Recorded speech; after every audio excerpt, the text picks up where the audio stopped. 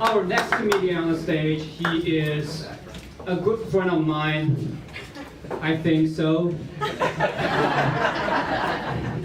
He's gonna tell you later if we're friends or not, but I learned that he just got a house recently.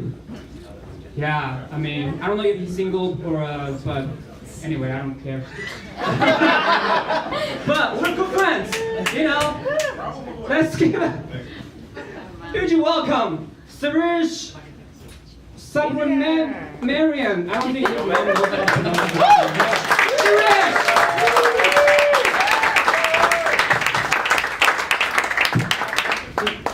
Keep it up or wrong, everybody. He's a good friend, I think. It's a lovely audience here. Now you all look sweet.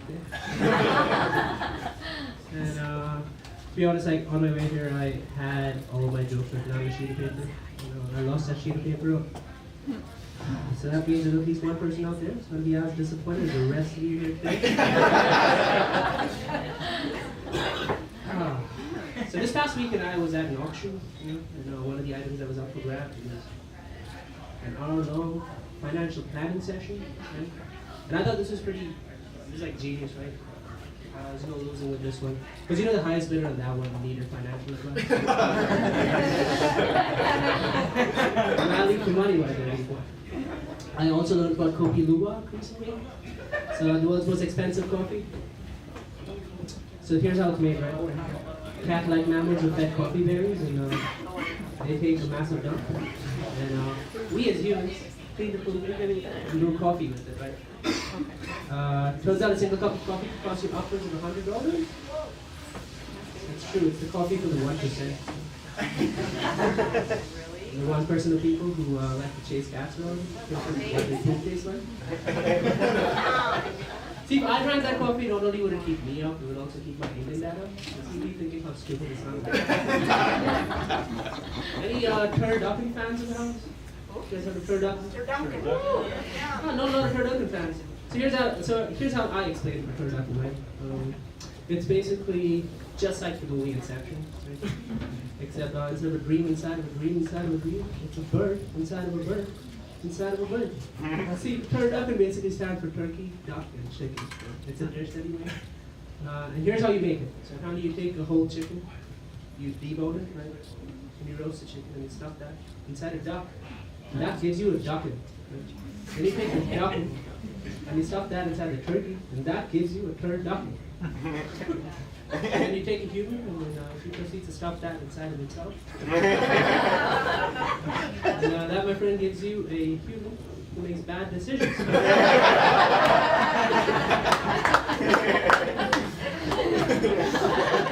You're all a lovely audience, man. This is so good.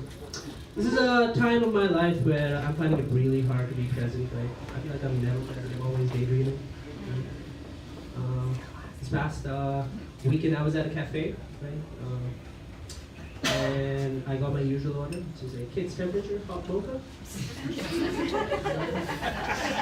And my mind went into dream mode, right? See, I wasn't expecting the barista to ask me a question, right? But I knew she had asked me a question because she was right there. She was waiting for a response. And I had no way of knowing what she'd asked me, so I decided to take a gamble. Yes.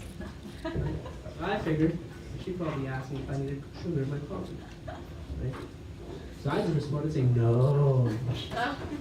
Turns out what she'd actually asked me was, can I have a name for the order?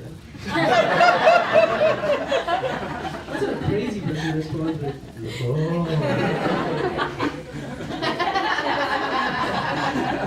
Luckily for me, the barista was thinking on her feet, and she asked me, "Sir, did you mean Noah?"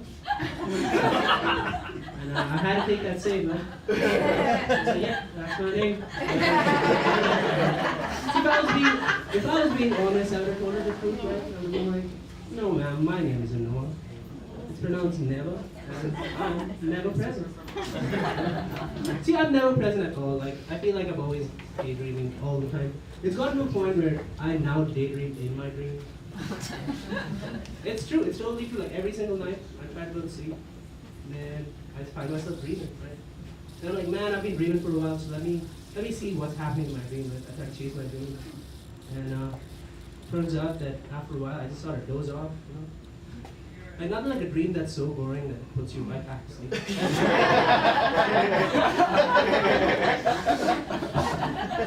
See, I like being on stage. You know, I'm not any good at what I do here, but I've always loved being on stage. You know. I remember my very first time as a third grader.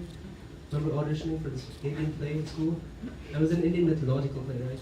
We were talking about odds of how easy it was to get in this play. This play had to be the easiest audition ever. My class had about 30 kids. Indian mythology though? Indian mythology has like 30 million gods. I knew how to get a part, right? Maybe not like Lord Ganesh, Lord Shiva. Just like one of those mid-level gods, you know, like the Lord of Tasty Snaps or something.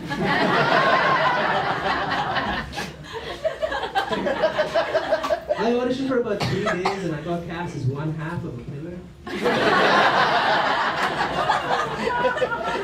Turns out if the only talent you bring to the table is how abnormally tall you are as a third grader, you don't get to play part of the whole chorus. Not to be deterred though, like a few years later, I decided to audition for another play. This time it was a Christmas play about the birth of baby Jesus. You know, that was pretty interesting.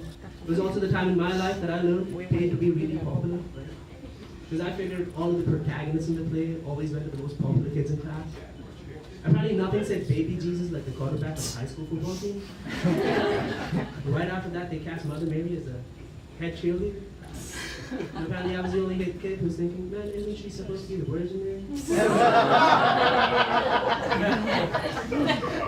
But don't be deterred though, I learned there were 2 roles up for grabs. The role of the angel and the role of the shepherd. Man, I wanted to get in this place so bad. I was doing everything, right? I was doing things that I've never done before. I was reading the Bible. I even listened to Christian rock. I auditioned really hard and I finally got a role. Right? I got cast in 1 role. I'm pretty proud of it. They gave me a woolen costume. And I had only 1 line, right? But I had the creative license to say it at any point I wanted. Here's how that line went. That's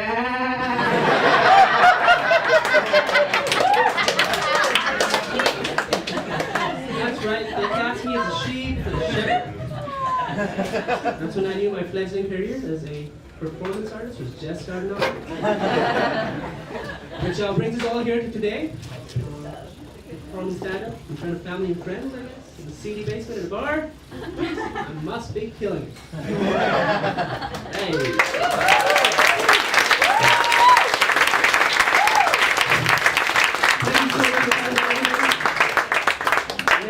Money. You can call me Brown G. Give